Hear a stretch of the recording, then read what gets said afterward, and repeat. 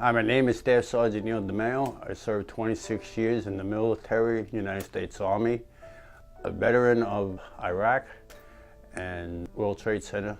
I was one of the first responders down there. I worked in the piles, I sucked in the dust, and everything else the Army wanted me to do. Ice storms, Sandy, I've been all over.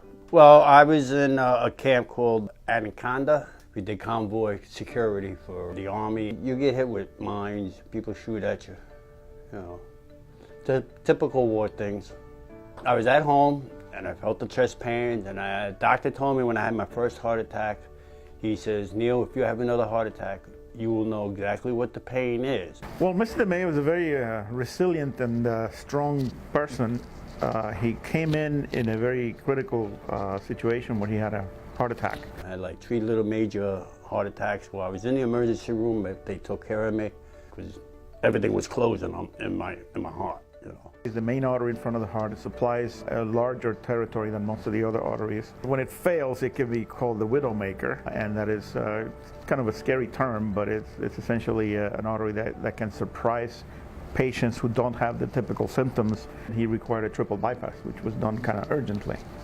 And he tolerated very well and recovered very well, and as most patients do with this type of surgery. If I'm in pain, I'm going to let you know I'm in pain. And if I'm not in pain, I'm not going to say a word. I'm just going to keep marching. And that's just my personality. Hope nobody ever has a heart attack, but you need heart surgery, this is where you should go.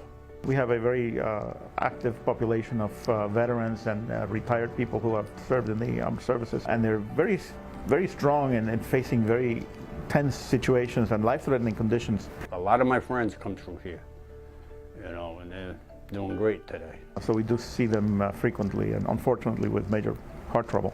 Having now being able to serve them is kind of an honorable situation. They stay up on top of you. They make sure you do your meds.